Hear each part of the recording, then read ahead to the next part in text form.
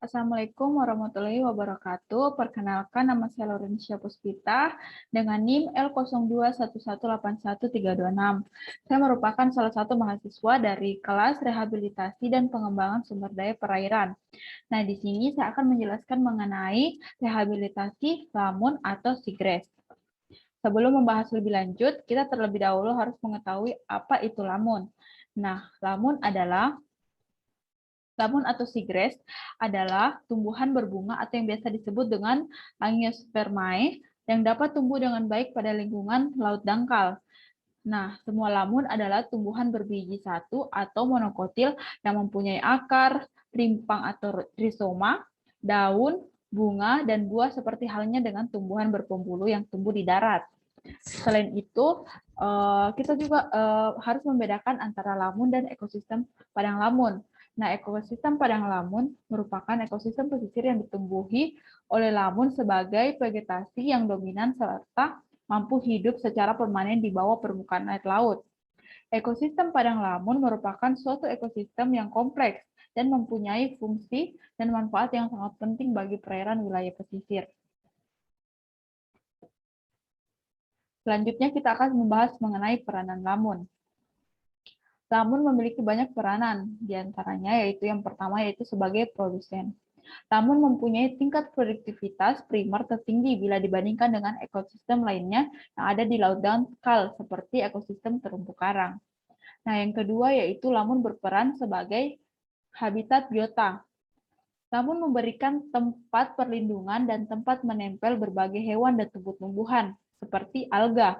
Di samping itu, padang lamun atau seagrass dapat juga sebagai daerah asuhan, padang pengembalaan dan makan dari berbagai jenis ikan herbivora dan ikan-ikan karang. Nah, peranan yang selanjutnya yaitu sebagai penangkap sedimen. Daun lamun yang lebat akan memperlambat air yang disebabkan oleh arus dan ombak, sehingga perairan di sekitarnya menjadi tenang. Di samping itu, rimpang dan akar lamun dapat menahan dan mengikat sedimen, sehingga dapat menguatkan dan menstabilkan dasar permukaan. Jadi, padang lamun yang berfungsi sebagai penangkap sedimen dapat mencegah erosi. Nah, peranan yang keempat yaitu sebagai pendaur sathara. Lamun memegang peranan penting dalam pendauran berbagai sathara dan elemen-elemen yang langka di lingkungan laut, khususnya sathara yang dibutuhkan oleh alga epifit. Selain dari keempat ini, lamun memiliki peranan lain, diantaranya itu menstabilkan dan menahan sedimen-sedimen di bawah melalui satu tekanan dari arus dan gelombang. Yang kedua, daun-daun pada lamun dapat memperlambat dan mengurangi arus dan gelombang serta mengembangkan sedimentasi. Peranan yang lain itu dapat digunakan sebagai pupuk dan kompos, dapat dianyam menjadi keranjang, dapat digunakan untuk membuat kerajinan-kerajinan lainnya. Sebelum membahas mengenai rehabilitasi pada lamun, kita harus mengetahui latar belakang dari penelitian ini. Nah, padang lamun di daerah tropis merupakan ekosistem lamun yang paling produktif. Dari data yang telah diperoleh, produktivitasnya bisa mencapai 1.300 hingga sampai dengan 3.000 gram berat kering per 2 tahunnya. Selain produktivitasnya yang tinggi, lamun juga mempunyai kecepatan pertumbuhan yang tinggi. Nah, pertumbuhan dan kepadatan lamun sangat dipengaruhi oleh pola pasang surut, turbiditas, salinitas, dan temperatur perairan. Kegiatan manusia di wilayah pesisir seperti perikanan, pembangunan perumahan, pelabuhan, dan rekreasi, baik langsung maupun tidak langsung juga dapat mempengaruhi eksistensi dari lamun itu sendiri. Banyak kegiatan pembangunan di wilayah pesisir telah mengorbankan ekosistem padang lamun. Hal seperti ini sangat disayangkan. Contoh kegiatan reklamasi untuk pembangunan kawasan industri atau pelabuhan ternyata menurut data yang diperoleh telah terjadi pengurangan terhadap luasan kawasan padang lamun, sehingga pertumbuhan, produksi, ataupun biomasanya akan mengalami penyusutan.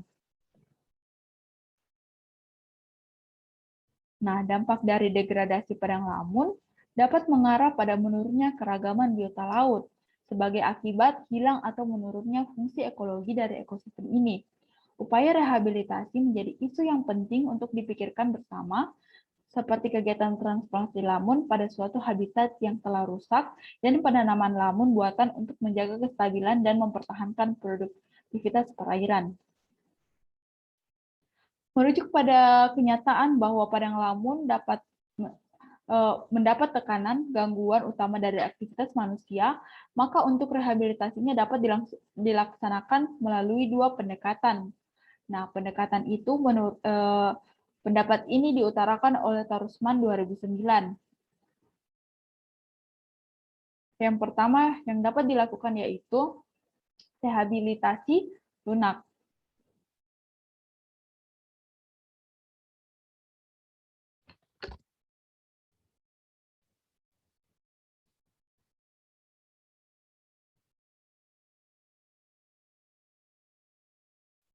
Untuk yang kedua yaitu rehabilitasi keras, dan yang ketiga adalah metode transplantasi atau penanaman mangrove.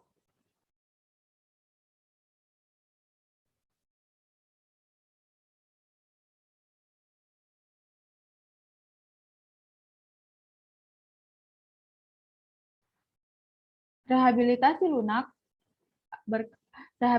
lunak berkenan dengan pengulangan akar masalah, dengan asumsi jika akar mendapat masalah dapat diatasi, maka alam akan mempunyai kesempatan untuk merehabilitasi dirinya sendiri secara alami. Rehabilitasi lunak lebih menekankan pada pengendalian perilaku manusia. Nah, rehabilitasi lunak ini bisa mencakup beberapa hal. Contohnya yaitu kebijakan dan strategi pengelolaan, penyadaran masyarakat, pendidikan, pengembangan riset, mata pencarian alternatif, pengikutsertaan masyarakat, pengembangan daerah perlindungan padang lamun, pengaturan perundangan, serta penegakan hukum secara konsisten. Sedangkan rehabilitasi keras yaitu menyangkut kegiatan langsung perbaikan lingkungan di lapangan. Ini dapat dilaksanakan misalnya dengan rehabilitasi lingkungan atau dengan transplantasi lamun di lingkungan yang perlu direhabilitasi. Kegiatan transplantasi lamun belum berkembang luas di Indonesia. Berbagai percobaan transplantasi lamun telah dilaksanakan oleh Pusat Penelitian Oseanografi atau LIPI yang masih dalam taraf awal. Nah, untuk yang ketiga yaitu metode transplantasi atau penanaman lamun. Penanaman lamun yang dikenal dengan transplantasi merupakan salah satu cara untuk memperbaiki atau mengembalikan habitat yang telah mengalami kerusakan. Cara ini telah banyak dilakukan oleh para ahli di luar negeri dengan metode dan jenis yang berbeda. Percobaan pertama dilakukan oleh Adi pada tahun 1947 pada jenis Zostera marina, Fuchs dan Kelly pada jenis Thalassia testudium dan Halodule wrightii. Nah, membahas mengenai metode transplantasi dan penanaman mangrove terbagi lagi menjadi 5 tahap. Yang pertama yaitu metode seed atau seeding. Nah, metode seed atau seeding ini bersangkutan dengan biji. Nah, biji yang biasanya dikoleksi dari buah yang tua atau diambil dari bibit yang tumbuh pada permukaan sedimen. Untuk memanennya, buah dipotong dari tangkainya dan dipecah menjadi kelihatan 4 atau 5 biji.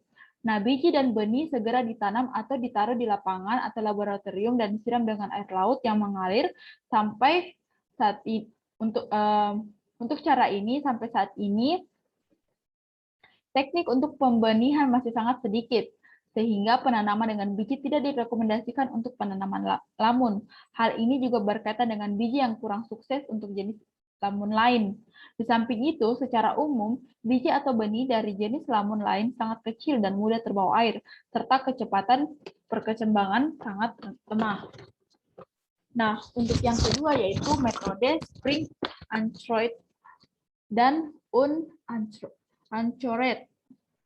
Nah, metode spring yaitu pengambilan bibit tanaman dengan pisau atau parang dan ditransplantasi tanpa substratnya. Untuk penanaman dengan metode spring dengan jangkar biasanya dilakukan pada arus dengan 1,5 knot kira-kira 3 km per jam atau pada daerah dengan gelombang akibat angin. Nah, metode yang ketiga yaitu metode plug. Metode plug yaitu pengambilan bibit tanaman dengan patok paralon dan tanaman dipindahkan dengan substratnya, biasanya menggunakan paralon atau PFC dengan diameter 10 cm untuk jenis Halodule, sedangkan untuk Zostera, Thalassia, dan Spinogium dengan diameter 15-20 cm. Metode plug ini dilakukan dengan menekan tanaman masuk ke substratnya, kemudian ditransplantasi pada lubang yang sama pada kedalaman 15-20 cm. Nah, metode plug untuk Zostera ditransplantasi pada kedalaman 45 cm atau lebih. Untuk menghindari kerusakan yang permanen dari padang lamun donor, maka pengambilan tanaman dengan plug jangan terlalu dekat satu dengan yang lain. Jarak satu sama lain harus bervariasi antara 0,5 sampai 1 meter. Nah, untuk yang ketiga untuk yang keempat yaitu waktu penanaman. Dalam metode transplantasi atau penanaman lamun, waktu penanaman sangat harus diperhatikan. Nah, secara umum di luar negeri waktu yang baik untuk transplantasi adalah pada musim semi. Tetapi transplantasi ini mungkin dapat dilakukan kapan saja untuk Teluk Meksiko, Selatan Beaufort, Pantai Atlantik, California Utara, dan Pantai Pasifik mulai dari Washington sampai bagian selatan California karena daerah-daerah tersebut bebas dari laut es pada musim dingin. Walaupun waktu yang spesifik telah direkomendasikan dari studi sebelumnya, sedangkan di bagian utara Beaufort, Pantai Atlantik, dan Alaska di Pantai Pasifik, di mana ada laut es pada musim dingin, maka transplantasi dilakukan jika es mencair dan tanaman vegetatifnya mulai tumbuh.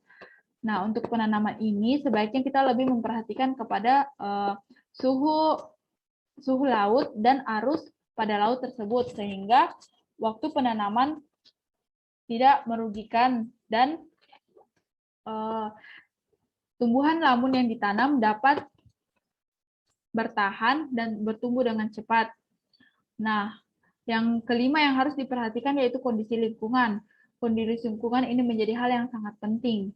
Pada penanaman dan transplantasi lamun, beberapa faktor lingkungan yang perlu diperhatikan yaitu kedalaman, cahaya, temperatur, salinitas, nutrien, arus, dan gelombang.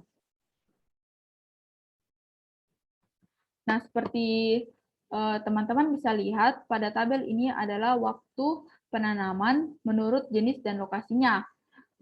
Tersebut ada beberapa jenis seperti Zostera marina, Halodula wrighti, Thalassia, Tetodium, Spirogium, Viviforme, Cimodocea rotundata, Thalassia hemprici. Nah, berikut adalah lokasi-lokasi yang direkomendasikan untuk penanaman beberapa jenis tumbuhan lamu tersebut. Nah, untuk waktunya juga terlampir untuk waktu penanaman yang cocok pada jenis tumbuhan lamun tersebut. Selanjutnya yaitu presentasi tumbuh dari masing-masing jenis dengan metode yang berbeda. Nah, pada jenis Thalassia tustudium, Halodula wrighti, Zostera marini, Cimorrhozoa rotundata, Thalassia hemprici, dapat dilihat beberapa lokasi berdasarkan jenis tumbuhan lamun tersebut. Nah, metodenya juga telah terlampir pada tabel, sedangkan presentasinya dapat dilihat pada tabel.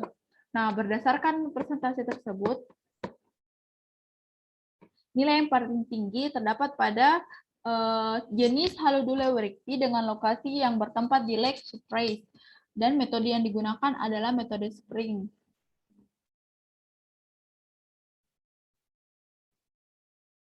Nah, selanjutnya saya akan membacakan mengenai penutup dari rehabilitasi lamun ini. Sebagai sumber daya pesisir, ekosistem padang lamun memiliki multifungsi untuk menunjang sistem kehidupan dan berperan penting dalam dinamika pesisir dan laut. Pertama, perikanan pantai, sehingga pemeliharaan dan rehabilitasi ekosistem lamun merupakan salah satu alasan untuk tetap mempertahankan keberadaan ekosistem tersebut. Ekosistem lamun sangat terkait dengan ekosistem dalam wilayah pesisir seperti mangrove, terumbu karang, eustaria, dan ekosistem lainnya dalam menunjang keberadaan biota terutama pada perikanan. serta beberapa aspek lain seperti fungsi fisik dan spasial ekonomi. Hal ini menunjukkan keberadaan ekosistem Lamun adalah tidak berdiri sendiri, tetapi terkait dengan ekosistem sekitarnya. Bahkan sangat dipengaruhi aktivitas darat. Namun, akhir-akhir ini kondisi padang Lamun semakin menyusut oleh adanya kerusakan yang disebabkan oleh aktivitas manusia. Sebagai upaya konservasi dan kelestariannya dalam rangka tetap mempertahankan lingkungan dan penggunaan yang berkelanjutan, maka dikembangkan pendekatan terpadu yang melibatkan berbagai pihak untuk perlu membuat solusi tepat dalam mempertahankan fungsi ekologis dan dari ekosistem, yaitu pengelolaan pesisir secara terpadu atau Integrated Coastal Management atau EICM. Berikut adalah daftar pustaka atau rujukan dari rehabilitasi Lamun yang sempat saya ambil. Demikianlah presentasi saya mengenai rehabilitasi Lamun. Semoga ilmu yang sempat saya sampaikan dapat bermanfaat untuk kita semua. Kurang dan lebihnya mohon dimaafkan. Saya akhiri. Wassalamualaikum warahmatullahi wabarakatuh. Terima kasih.